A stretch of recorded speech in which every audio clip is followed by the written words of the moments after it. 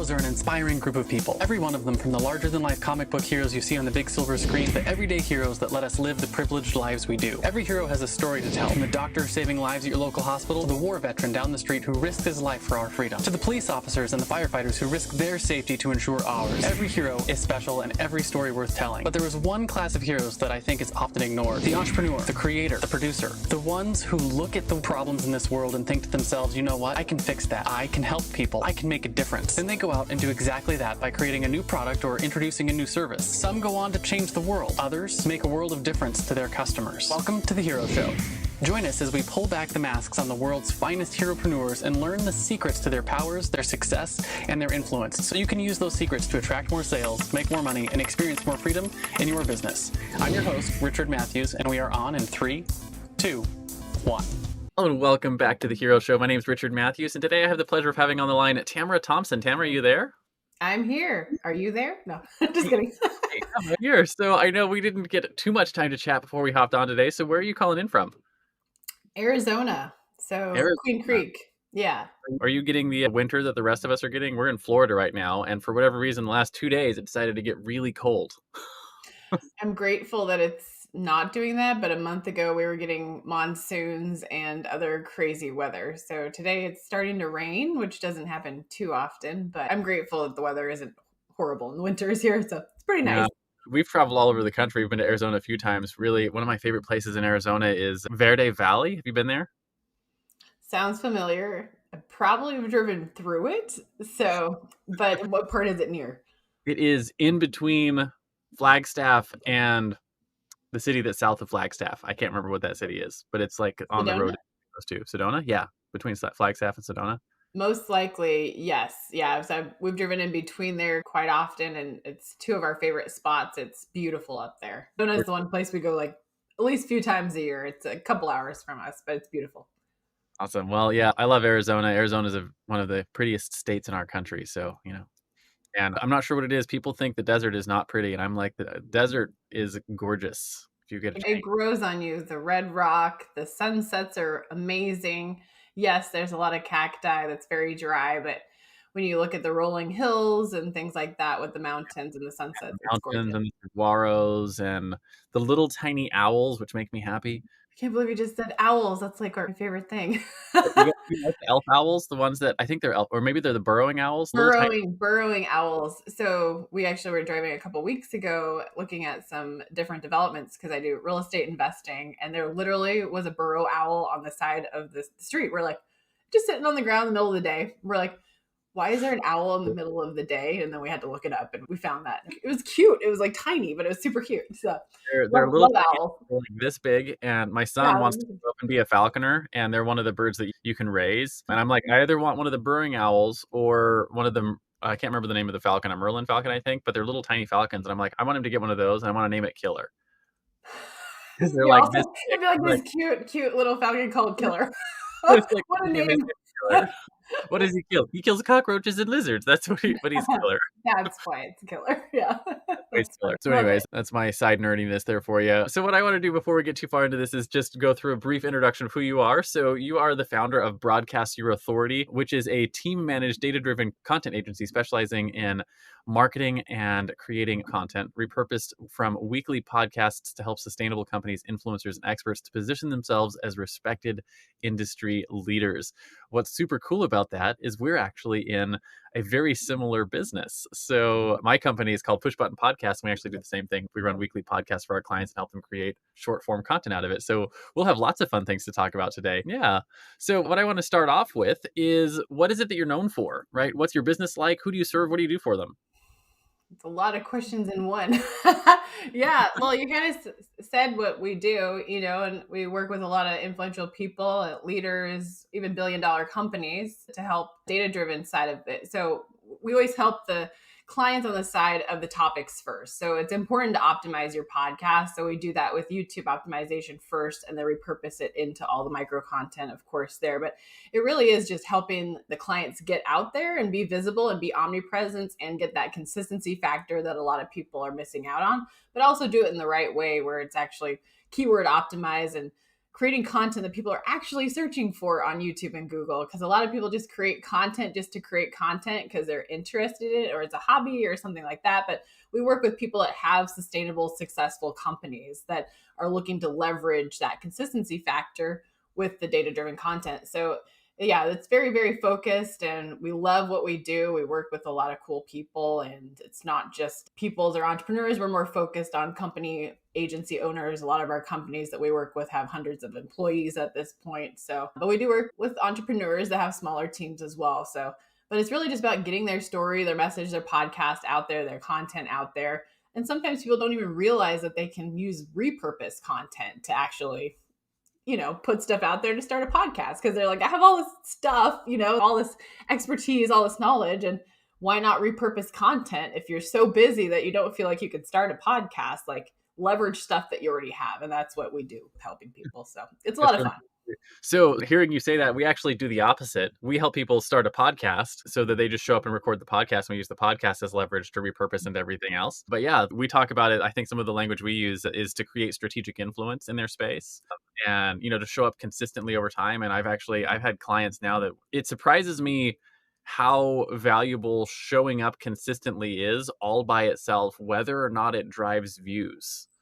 Well, it's the credibility, the consistency factor, the omnipresence, visibility, because also with the micro content these days, people can find you based on the micro content. Shorts are taking off, reels, TikTok videos. We have clients getting thousands of views, thousands of subscribers. Like we had one podcast, he was like, I only have 200 subscribers on TikTok, and we built him to 40,000 followers on TikTok in a matter of 60 days.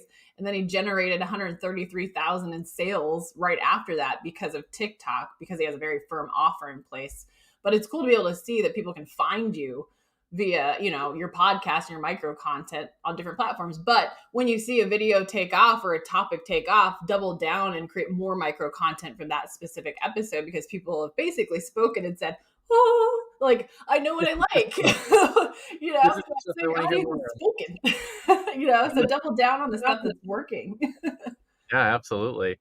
So what I want to get into first then is your origin story, right? Every good comic book hero has an origin story. It's the thing that made them into the hero they are today. And I want to hear that story from you. Were you born a hero, or were you bit by a radioactive spider that made you want to get into micro content repurposing? Or did you start in a job and eventually, move to become an entrepreneur? Basically, where did you come from? Yeah, so video has always been with me. And it started when I was 7 years old. My dad bought a camcorder, the really big ones that were probably bigger than me at the time. With Huge. the VHS tape? Yeah, Yes, I remember those.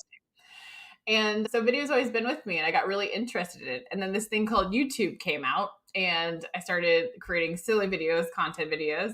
And I was becoming that, like, I wanted to do stuff that my other friends were doing. They were doing like parkour and, these weird videos. And I thought, well, this isn't quite me. So I went back to film school, and then I was educated by basically a hero of mine that introduced me to another hero of mine, Lynn Shelton. She's a famous female director now in the film industry.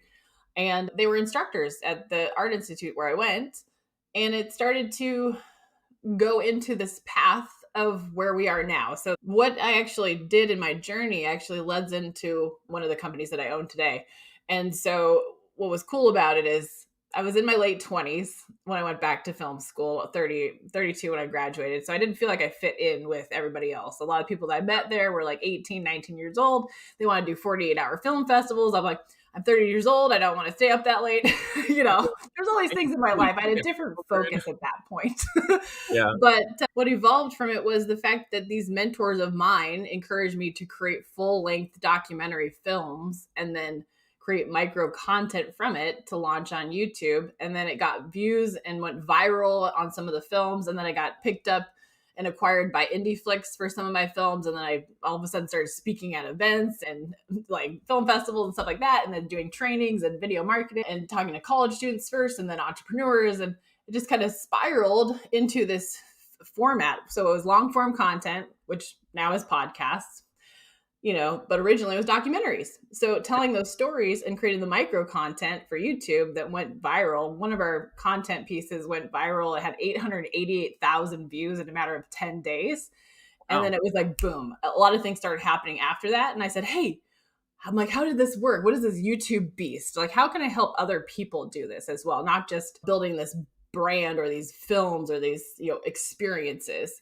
And so we shifted later on in life. I owned a production company and then shifted from there and turned into a content marketing agency with the focus of weekly content, long form, which are podcasts, and Yeah. breaking them into micro content, the ability to go viral. Right. And so it really started there, but video has always been with me. And that, like, since I was a kid, I loved it. I loved YouTube, loved everything.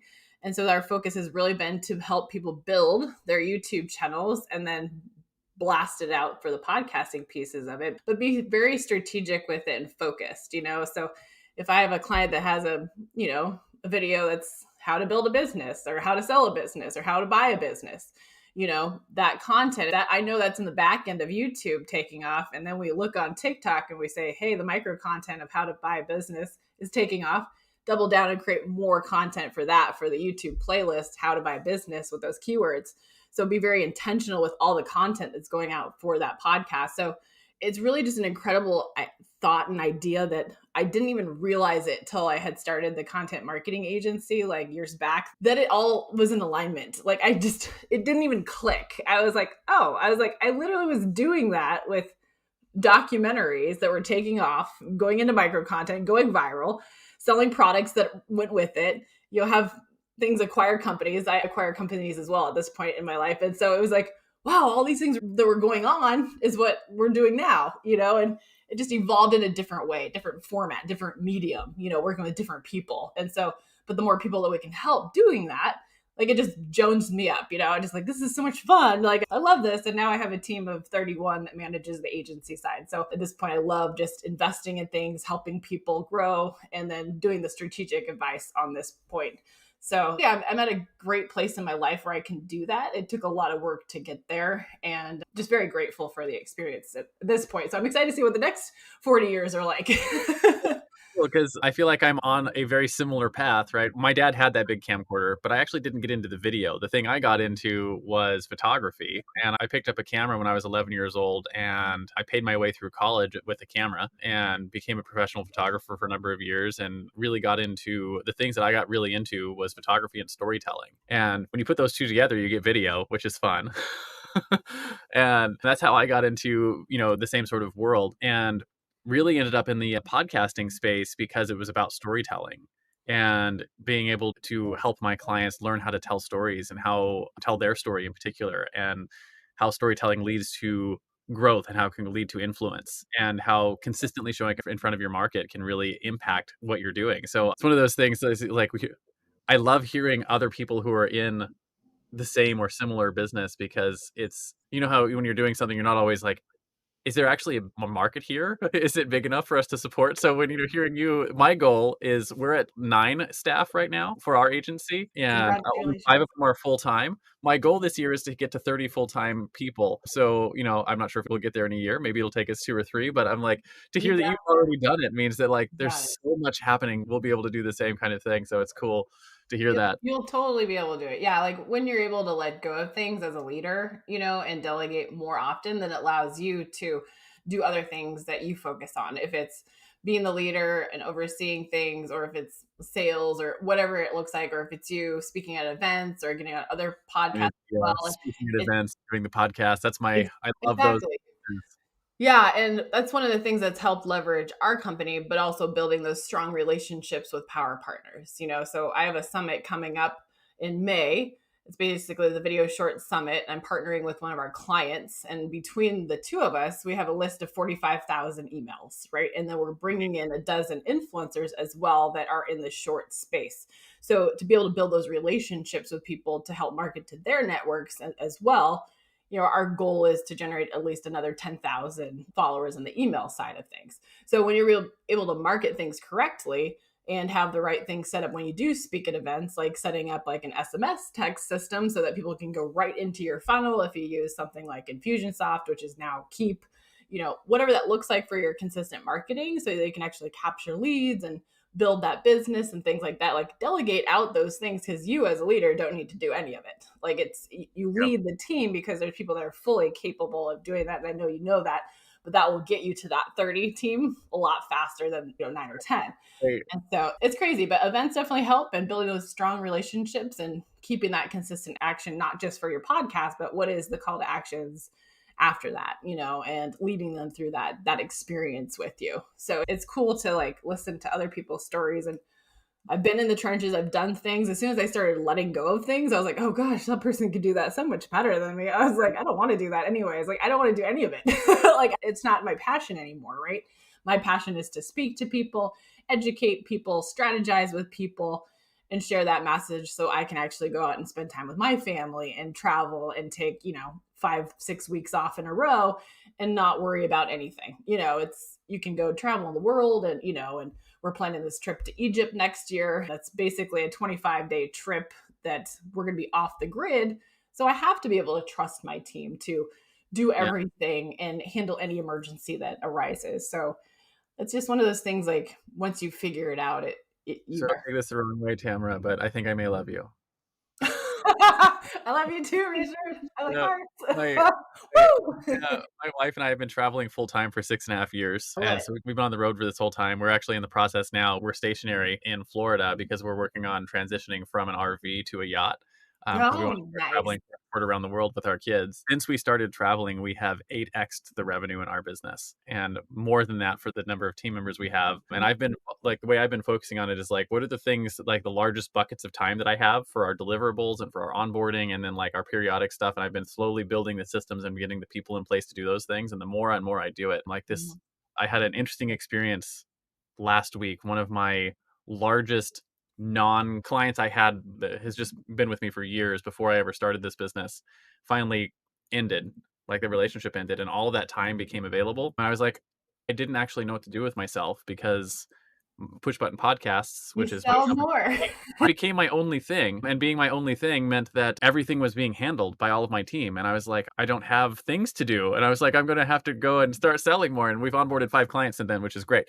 But like, you go back into selling more, which is exactly what we did. So anyways, my whole point there is I love seeing and hearing where you're at and where you're going, because you're like, the female version of me who's a few years further down the road.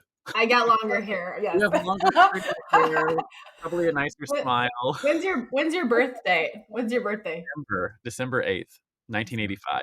You a Sagittarius? I don't know what my You're a Sagittarius. We totally click. Yes. I'm a Virgo. I know. My partner is a Sagittarius, so I know. December 14th, which is just a few days after you. So I was like, that's why I like your energy. Yeah, I love astrology and things like that. People are like, oh, I don't believe in that. I'm like, well, just read into it. You'll see. It's interesting to see. But yeah, like when you as I was a micromanager like years back, and I was a perfectionist, and I literally when I let some of those things go, I was like, wow, like this is interesting. Now I'm just like, let the team do it. Let the team do it. Let so-and-so do it. You have your specific onboarding person. You have the person that goes in, then you have your producers, then you have your graphic designers, then you have your video editors, then you have your copywriters, and you have everything segmented so that everybody's focused on their own roles and everybody knows how to use the task management system that your operating system. And they're so much better at it. So much better at it than me. I was like, we've helped set up the systems and whatnot. And I remember it was 3 years ago now when I hired my first full-time staff member, and he'll probably listen to this episode. He's one of the coolest guys I know. And I remember you're empowering them to be their own hero, right? Like you hire people that can be a leader themselves in their own field, their own department. And so when you look at your team as other leaders, that's what a strong leader can do. Because you see people that I hate the word boss because I refer it to being bossy, right? So it would be like, oh, Tamara's bossy, which I'm not, but I could go back and look at something and micromanage it. Or I can say hey, can you go, look into that? I think that might be off or something, or can you communicate with this? I just tell them, I don't have to go jump in and fix something. I have to be the fixer, right? Allow them and empower them to lead their own roles. And it's so cool to watch, because when people come back and you're you check in on them and they tell you these things that they're doing, and you're like, damn, my brain's like this because they're managing all of this. And I was like, this is really cool, so this producer is managing 7 clients, this producer is managing 10, this producer is managing 8, so it's it's cool to watch that and understand and trust that these people are stepping up as leaders too, and allow that have team culture, so our company is purely remote, and I'm sure yours is too. So being able to build a remote company is something that it's not for everybody, because a lot of those people do like to build teams. And when you get to a certain amount of team and staff, you have to use the right resources to be able to track time and efficiency, productivity, even do disc tests and personality tests.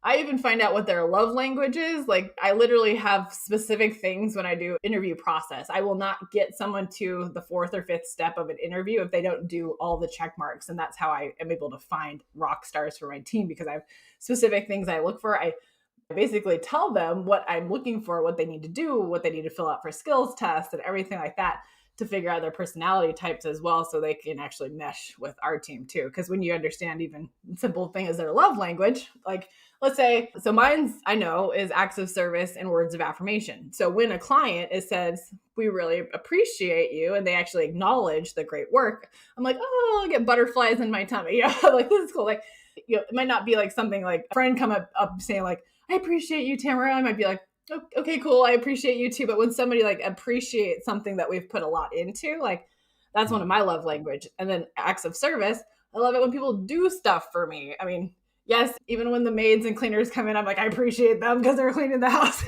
like stuff like that. I was like, please, yes, please do my laundry. It's not that I don't do that, but it's the thought of when you have somebody to delegate to that can do it a lot better and faster than you, like, why not hire out? Because you can focus on building more relationships, which leads to more sales and then more team. And so when I figured that system out, I was like, oh, this is golden. I'm like, now apply it to life, right? Like, everything is outsourced to life, meals, everything. Things you want to keep, right? Except the things you want to keep that you're really good at. Like in my case, I actually really like cooking. My wife and I like cooking. It's one of our favorite things. But yeah, everything else I'm we're like working the on getting. opposite. Our household's like meals, structure, go. My wife and I spent $500 on Christmas this year just on plates, so we could have sets of cool plates, because we've gotten good enough at cooking that our next sort of level was to start working on plating and doing plating stuff. And That's so cool. we're food nerds, so that's not something that's probably ever going to get given away, except maybe my wife and I have been considering hiring a private chef to come in and teach us more things. And that's something you love and enjoy. Like, I'm the exact opposite. I'm like, I don't like to cook, so like, that's a pure example of something you love, right? So Yeah. like, we enjoy taking our dogs to the arboretum. So, we'll go out to the arboretum, we'll do different things there. So we like to have our dogs with us quite often. So we're going out to the arboretum. Like, we even went yesterday, and like, before I did anything in the business, I went and did all this stuff. And then it's like 2 p.m. before I even check my email. So I'm like, okay, we went for a hike, walked the dogs, took them to the arboretum. We take them to get puppuccinos at Starbucks. Like, it's basically like whipped cream in a cup, but they get so excited. And so it's like going through that process and just trusting that I don't have to open my email. Like, thing in life can wait, no matter if you're putting out fires or something is urgent. Anything and everything can wait in your life. Like, you should always put yourself first. You should always, like, yes, the clients are an importance, but we built rapport and we're very communicative with our clients. So they know we're going to get back to them the same day, like, no matter what's going on. And you train the team to be like that too. But it's so cool to just be like, I'm going to get up today and just go hike. And I'm not going to look at anything, like, I did yesterday. I got 4 kids. We took them out to the park yesterday, that's and great. I didn't get to work till 2 or 3 p.m. yesterday. Yeah, I tell all of my clients before we get started, I was like, my company I call it family first entrepreneurship, that myself and my staff, I expect every one of my people in my company to be family first, which means their first priority is their family. And then inside of our company, we have 3 priorities: profit first, team second, clients third. Which means our clients, I'm like, if you're not okay with being number 4 on our priority list, then we're not going to be a good fit. Now, that doesn't mean we're not going to serve you at the highest and best. It's always going to be family first, profit, team, client. Like, that's the order of operations for us. And so we live our lives that way. And I've had several of our clients come back like, man, I've shifted my business to have that same kind of priority structure because I appreciate it and I want that in my life. And us doing it has given them permission to do it in their business as well. And it's such a potent thing. And when you build the systems and you put, to use your language, you hire leaders who are capable of doing things and thinking, and you empower them with your systems and with the stuff that you're doing, you can show up and just knock it out of the park for your clients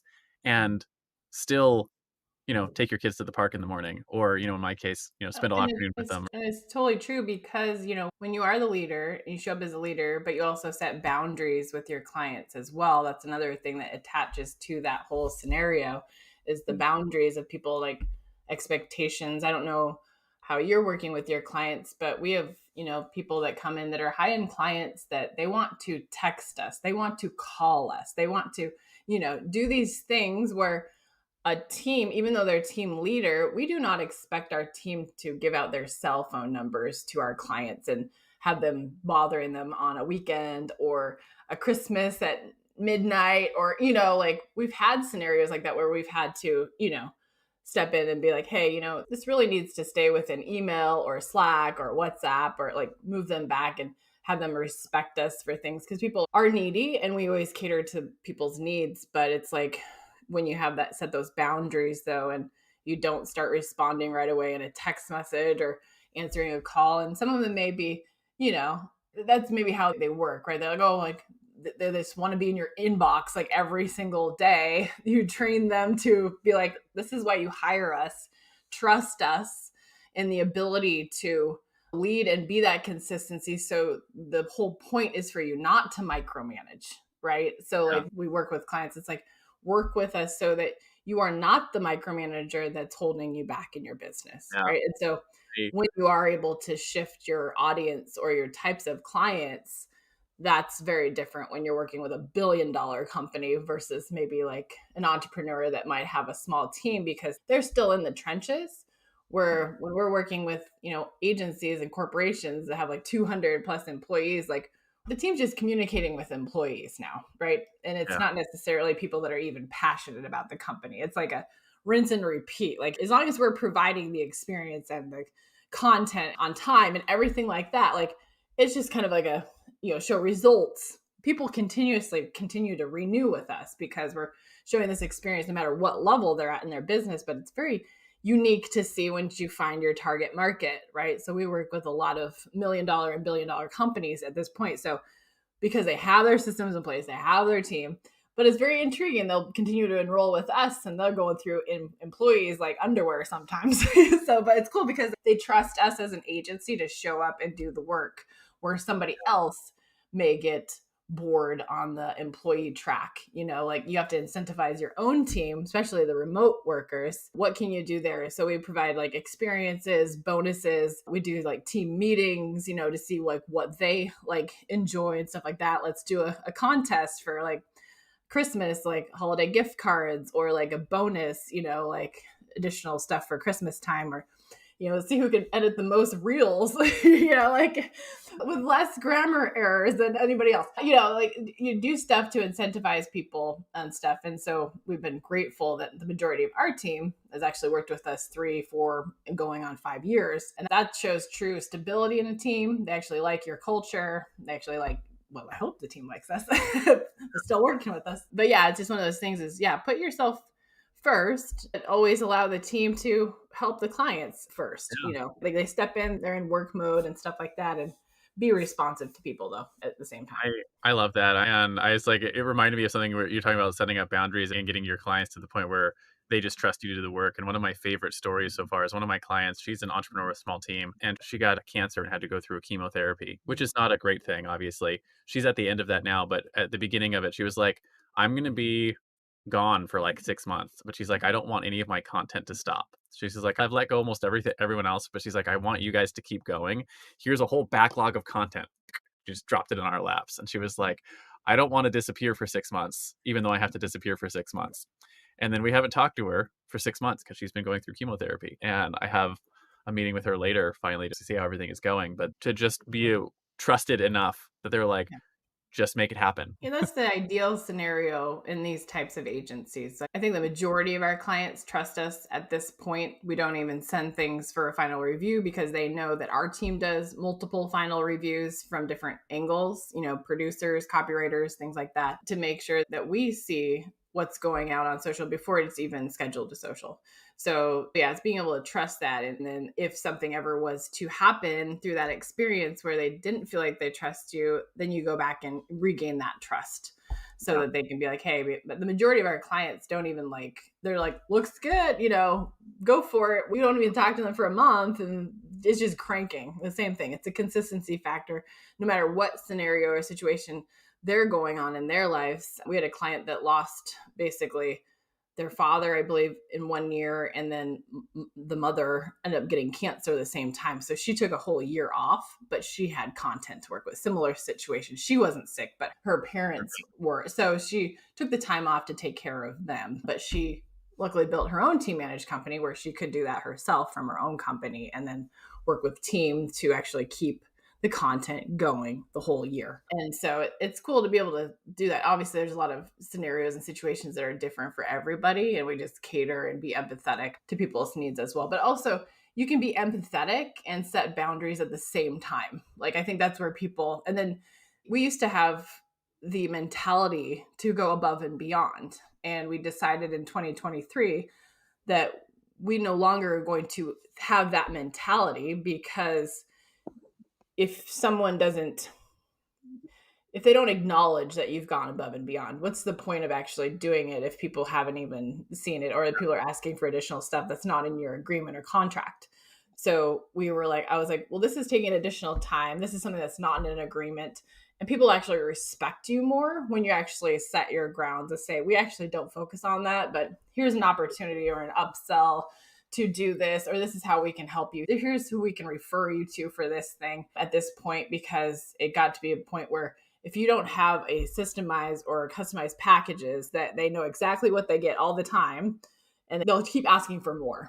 And It's just kind of what happens. But when you set your grounds to that, we've seen it go a lot different. You don't have to go above and beyond. You just do really well and show results, right? We started off that way. It's really a mentality thing at this point. So all of our clients, we do one thing, we do it very well.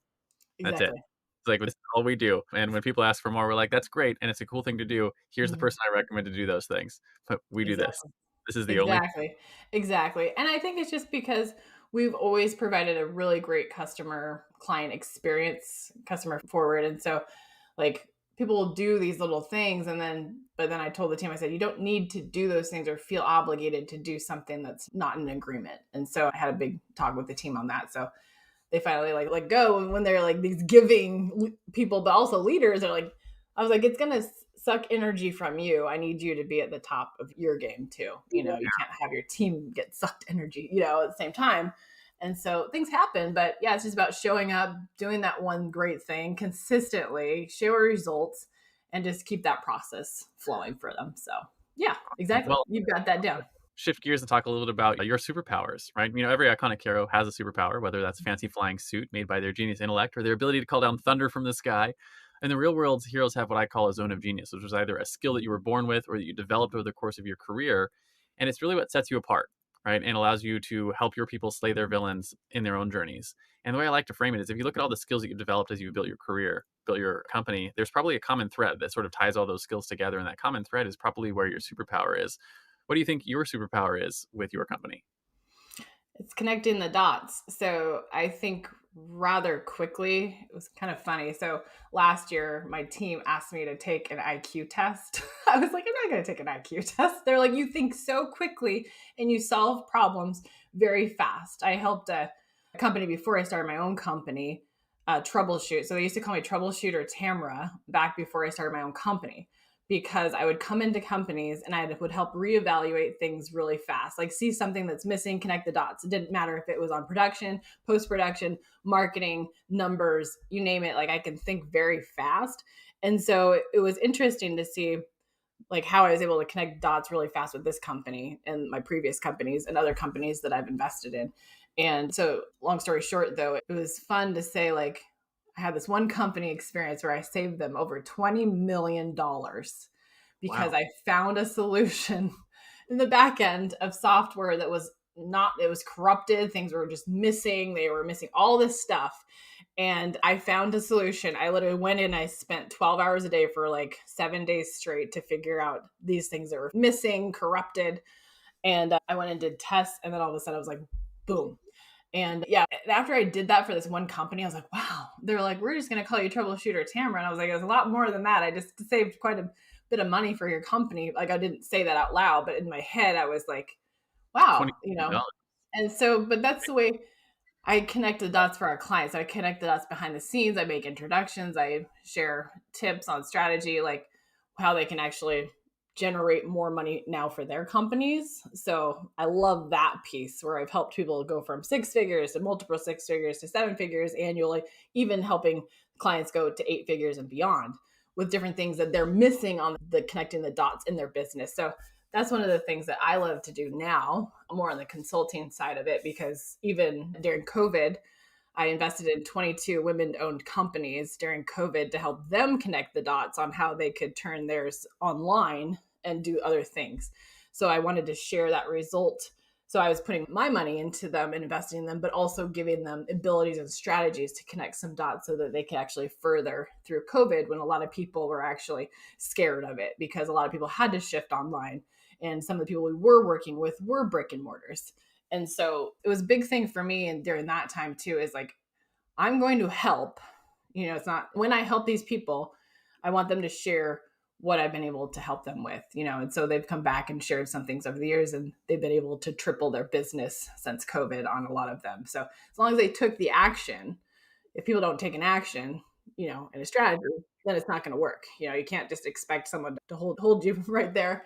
But that's like my superhero. It's like connecting the dots on whatever that might be. If it's technical, if it's strategy, if it's money, if it's numbers, I think very fast. And people ask me a question typically, and I can send you an answer like almost instantaneously. Everybody on my team's like, how do you do that?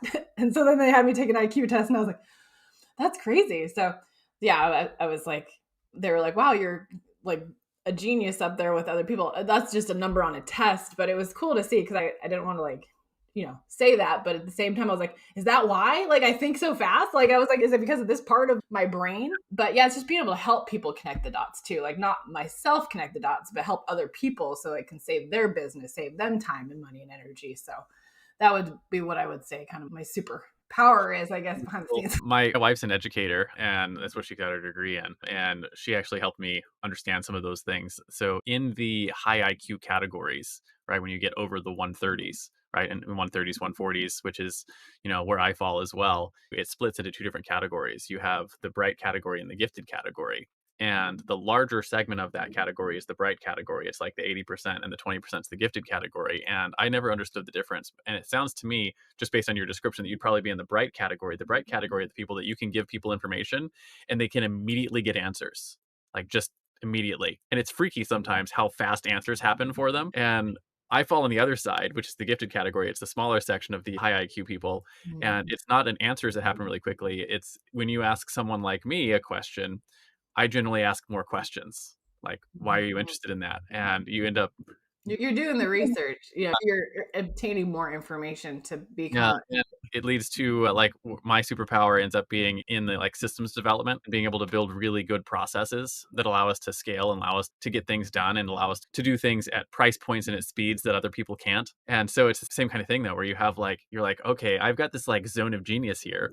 How can I apply that to my business and apply that to what my role is in my business? And anyways, it's really cool to hear that. Yeah, I don't like to talk about myself, but people are always like, you don't give yourself enough credit to share how intelligent your brain really thinks when it's there to help people, And so that's one thing I wanted to get across is I didn't ever wanted to take an IQ test, and be like, oh, you're in the 180s. I'm like, this is incredibly interesting to me, but I think very fast, but it's kind of helped me educate because I started doing more research on different things and the brain and, other things like that. So it's interesting to see. You up in the same category as Einstein and other things. So you're just straight up a legit genius, which is cool. I was like, I need to take more of these. But yeah, it was just weird that they were comparing on those things to that. But when I was growing up, I always thought I was different than other people though, because I actually, when I was younger, I'm a creative as well, but I went more into the business side of it. And so my brain thinks very differently. But yeah, even when I was younger, I was actually held back in school one year in first grade because they said that I was a slow reader, but it was because I was processing. I don't enjoy reading. I still don't enjoy reading. People are like, oh, you have to read to become smarter. And I was like, it's not true. Like I can read articles, I can listen to podcasts, I can have conversations with people, I can learn through masterminds, I can do whatever that looks like. And yeah, it was just interesting to say, like, you must read books to become, smarter. And I was like, I don't believe that whatsoever, because I don't actually take the time to read, and I haven't read a full book probably since 5th grade. And so it was interesting. So these educators, when I was younger, were pulling my weak spots of something that didn't interest me. And I was slow at it because I was like, well, I'd have to read something like twice. Yeah. So it's interesting, but it came into my life to be very different way that I think now, and the way that I use resources and stuff like that. So yeah, it's very interesting to see. Like, I want to talk about the flip side then, right? So if your superpower is the ability to connect the dots and the super fast thinking, the flip side of that, of course, is the fatal flaw. Just like every Superman has his kryptonite, or Wonder Woman can't remove her bracelets of victory without going mad. You probably have a flaw that's held you back in your business, something you struggled with. For me, it was perfectionism, right? My desire for building really cool systems and all the other things that go along with that means that, like, I really like things to be perfect. And then, you can't achieve perfection. So then you never ship. That was one of mine as well, perfectionism. And I was literally, so my name, like, and I don't know, it kind of came in, like, my mom bought me this like little thing of what my name meant in different like things. So like in Hebrew, it was like palm tree. I was like, Tamara is a palm tree. And then like in another like scenario, my name meant perfection. And it was weird. So in my lifetime when I was little, I was a perfectionist, and I am definitely not that anymore whatsoever. It's about efficiency on this side. And yeah, I used to micromanage, and I just started letting go like a lot, probably like 3 or 4 years ago. And those were my like huge flaws. I think if there was anything on like something that held me back now, I guess, no, I'm pretty darn patient too at this point in my life. I've changed a lot of all the things that were holding me back. I just don't let them do that anymore, because I know that I have much bigger dreams and ambitions and goals and things. So now I'm focusing on where do we distribute, where do I put this, cash flow into real estate, and stuff like that. It's who do I invest in, and a mentor, like it's making different types of investments too. Like I have an opportunity to spend $12,000 to go golf with this real estate guy that's a wealthy investor, but he sells the experience. So I'm like, okay, I'm going to spend $12,000 to go hang out with this guy to play golf for a day, because I actually golf and I love golfing. So I'm going to do that because his network is now going to open up and be relationship based on that. And we both love to golf. We both love Panda Express. We both love all these things. I was like, cool. We got this like very connected like thing. But, it's like those things that did hold me back. I don't believe that there's too many now. It's just about the decision making on that. Like how I'm very quick at making decisions, but now I think a little bit, I'm not sure it like holds me back, but I'm a little bit different where I like invest my dollars now to be more strategically, where I used to be like, I'm going to invest in this mastermind, this mastermind, this mastermind. Now I'm like, no, let's not. Let's build relationships so I can speak at this mastermind. It's better for positioning, or build relationships in your current mastermind where you could actually speak to the mastermind retreats and events and stuff like that. So yeah, I think if anything's holding me back, it's just my slower process, like on what the decision is. Like when I have that sense of knowing, like, I know I need to do this, I follow that gut intuition. But sometimes if it's like wishy-washy, then you're like, this isn't a gut. I'm like, do I do this? Like, that's the only thing holding me back right now. I'm like, does this feel right? I was like, yes, I think so. I could invest in this, and then hopefully it turns into something with a relationship. You never know, but usually everything comes back tenfold normally. It might take time though on the investment. So look forward to having those problems. My goal has always been, I want to get our revenue to the point where I can start taking the excess revenue and putting it into real estate. And it sounds like you're already there. We've started doing some research on it. What interests you on that side? Is it like what type of real estate? Land investing and self-storage are the two that really... Yes, I recommend going into self-storage. Yes, that's one avenue that we do. Self-storage is a great way to do it. You just have to have either some investors and funds that can help leverage that, and you be the communicator that either helps with that process. If you don't have a ton to put in yourself, then you leverage out to other investors to help that piece, right? And so, but that's a great spot because it's, you don't have any tenants. Like you have the tenants, but you're not dealing with tenants, nor do they have bathrooms, nor do they have anything on that side. You have these boxes that have things in it, and you have someone that's managing that space, right? So that's one area when you have the right people around you. So when you are at that point, come back and speak to me on that, because it is a great space to invest in. Another thing that's great that we do is also, because we live in Arizona, there's a lot of snowbirds that come here, right?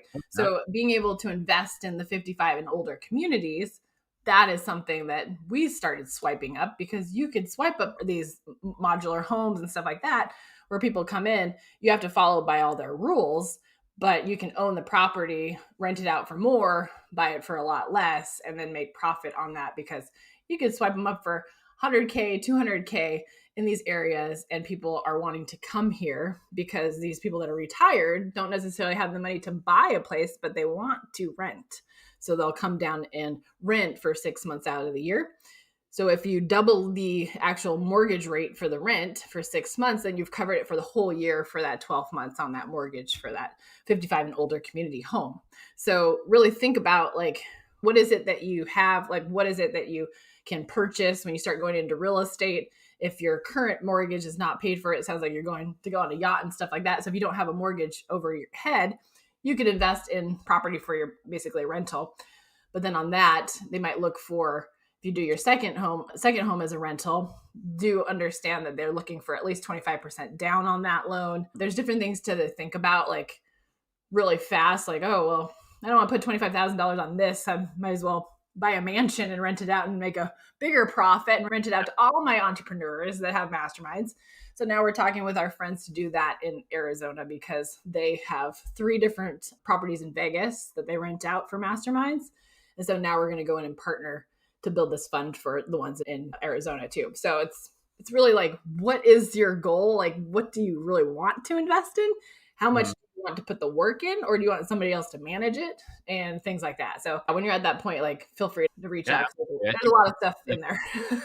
We're going to have to chat some more, because I know the both of us have some time limits today. So I'm going to ask you one more question here on this interview, and we're going to have to chat more, because I think we got a lot of cool things that are in common. And now a quick word from our show's sponsor.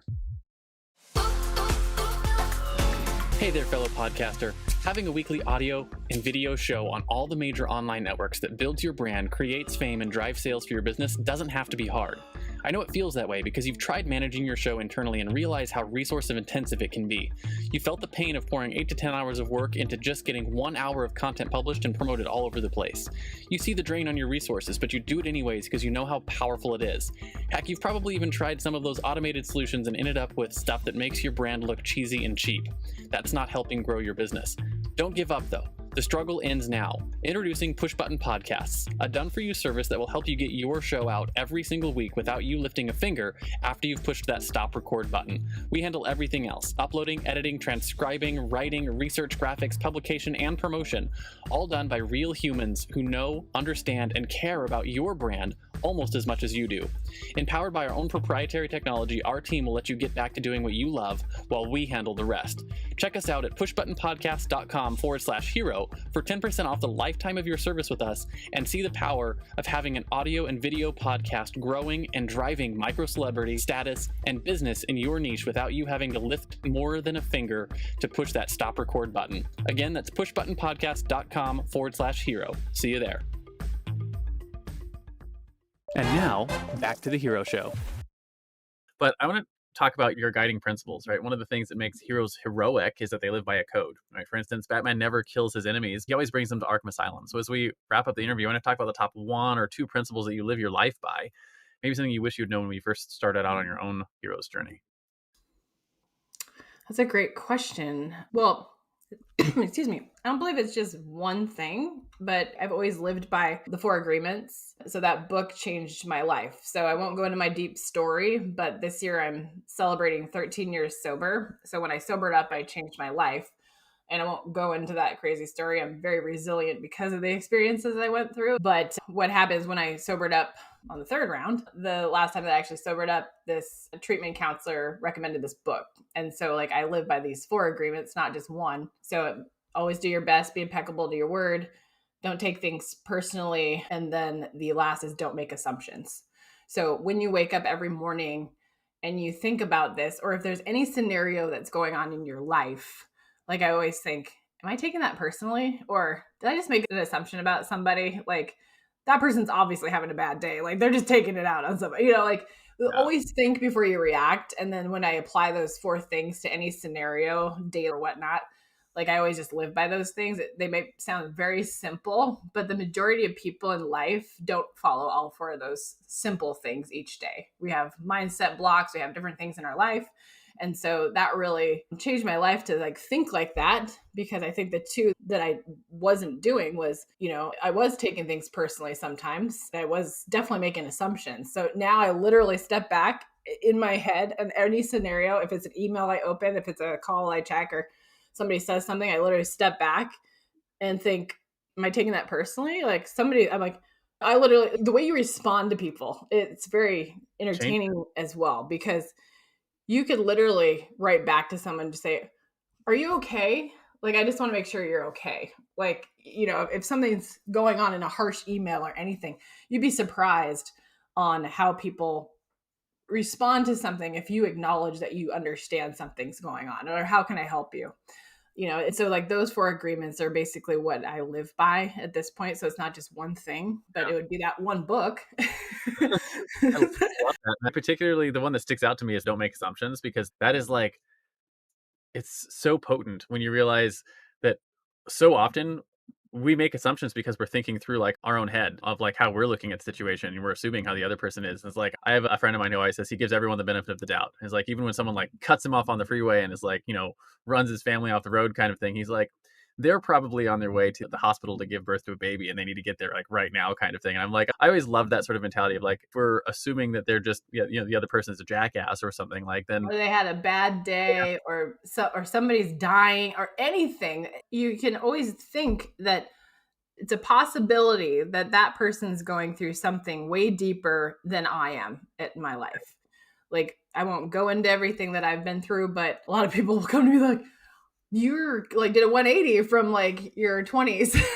And then they're like, you're so different. And I've like, I learned from these things and thinking through things like that, because things can escalate. And when you're more positive and bringing that and putting that into the energy and not focusing on making an assumption or getting angry or anything like that, then you have that ability to step back and attract more of the positivity. And then that brings in the law of attraction. So then you're attracting more of this versus people that are constantly in their text messages and emails, and they're bringing in this energy. When you unlock that and let it go, you start attracting more of that positive energy, and you let go of what's not serving you. And so when I did that, I was like, yeah, of course there's still bad days. There's still market crashes. There's still things lost in stock or crypto or whatever. I'm like, these things happen, but you have to understand that everybody is going through something, and it's not always about us, even though we tend to think about us first, in certain ways. Yes, it's going to put yourself first, but understand there's other people out there. So when you can understand that, then you won't take it personally. You won't make an assumption, and then you can either dive deep or just let it go. And I always tell people, like even my partner, I say, just let it go. I like, stop dwelling on this. You have no control over this situation because it's eating at you. So don't do that. Like literally let it go. And like that was my flaw. I couldn't let go of things. And at this point, I literally am just like, just let it go. And it's the weirdest thing, but I can just, for the most part, drop things at the drop of a hat at this point. There's a few scenarios in my life where I'm like, that really hurt my feelings. So I had to acknowledge that. But if something's not serving me, just let it go. And so that was my biggest flaw. But at this point, we all have feelings though. So yeah, we all have our feelings, and we have to appreciate them and understand them. I talk about it in terms of like the truth train, right? Your feelings are always there, but they're always the caboose on the train, right? You have to run the train from the engine, which is the truth. And anyways, I like that. Well, I know I said earlier, I've got a couple other questions that I generally ask, but I know we both have a time limit today. So I'm going to wrap the interview there, but I do always finish every interview with a simple challenge. I call the Heroes Challenge, which I do to help get access to stories I might not otherwise find on our own. So the question is simple. Do you have someone in your life or in your network that you think has a cool story? And why do you think they should come share their story with us here on the Hero Show? First person that comes to mind for you. To come on your show and share their story? Yeah. I would say actually somebody that I spoke with this morning is a good friend, mentor, and client of mine. I would say Allison Maslin. She has built 10 successful companies. Her current company working right now is one that's a client of ours as well. But she has that resilient story. She was even run over by a car. She like has these crazy things, and she's been able to build multiple 8 figures and up in business. She's incredible. I would say she would be a great person to come on. And if you would like an introduction, I'm happy to introduce you to her too. I will reach out later and we see if we can get an introduction for having her come on and share the show. They don't always say yes, but when they do, we get cool shows because not everyone is doing the podcast rounds like you and I might do. But, in comic books, there's always the crowd of people at the end who are cheering and clapping for the acts of heroism. So our analogous to that as we close is, where can people find you if they want your help? Where can they light up the bat signal, so to speak, and say, hey, Tamara, I'd love to get your help with our micro content? And then more importantly, who are the right types of clients to reach out and actually ask for your help? Yeah, that's a great question. So people that are looking to see what our actual agency does, they can simply go to broadcastyourauthority.com. There's ways to connect with our team as well. And for me, if people want to try to reach me, the best place is Instagram. So it's Tamara Thompson Official.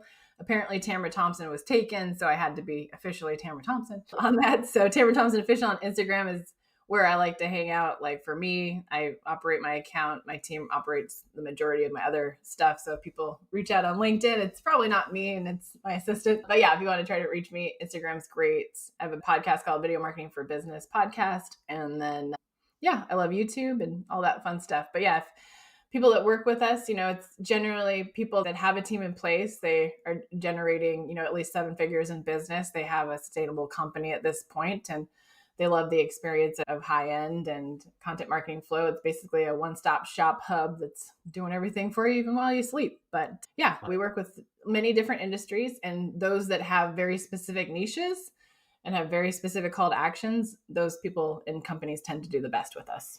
So yeah. Yeah, well, I love getting to hear some of your story today, and it's only made me want to hear more of it. So we might have to chat more at some point, Tamara. I have lots of stories, trust me on that. It sounds like there's so much more that we could just talk forever. But thank you for coming on and sharing your story with us today, Tamara. I really appreciate that. Do you have any final words of wisdom for our audience for this stop record button? Yeah, well, I appreciate you, Richard, just for having me on this show. I truly am grateful for the opportunity to share a little bit about my story. I think the one thing that I always say to people is just don't hold yourself back, like get out of your own way. And, a lot of people say that, but a lot of people just have to actually take the action to take the steps to do it. So when you start delegating and taking action and focusing on what you're the best at, like you are able to scale your business and have a better life for yourself and your family and choose that path. And really, like, if you're not happy with what you're doing, definitely change or shift, because if you're not happy in your own company, then there's something wrong. Like you want to build something based on something you enjoy or that you can get out of the parts that you don't like. So yeah, just definitely take action, but definitely be happy with where you're at as well. I love that so much. And I've been feeling that a lot this last couple of weeks because there were some major shifts in my life that allowed me to focus exclusively just on this company and realizing the things that I really love doing and being like, I want to set everything up so that I'm only doing the things that I really love doing. So I'm excited about that. And I think it's a fantastic piece of advice for people to just get out of your own way. And, to that end, trust yourself, right? Trust yourself to be able to just do the things and show up, and you can grow your business and grow all that. So again, Tamara, thank you so much for coming on today. I really appreciate you being here today. Thank you so much. I appreciate you as well. Thanks for tuning in to this week's episode of The Hero Show, where we work to shift the cultural narrative around entrepreneurship and celebrate the heropreneurs who make our world a better place. Don't forget to visit our website at theheroshow.tv, where you can subscribe to the show on iTunes, Spotify, or via RSS, so you'll never miss an episode. If you found value in our show, we'd truly appreciate a rating on iTunes. Or better yet, share it with a friend to help us spread the message of entrepreneurship as a force for good. Curious to learn more about the stories and insights of these incredible heropreneurs? Check out our in-depth interviews and resources on our website. Together, let's support and inspire the next generation of entrepreneurs as they embark on their own heroic journeys. Join us again next week for another episode of The Hero Show, where we'll continue to explore the world of heropreneurs, their superpowers, and the positive impact they bring to our lives. Until then, stay heroic.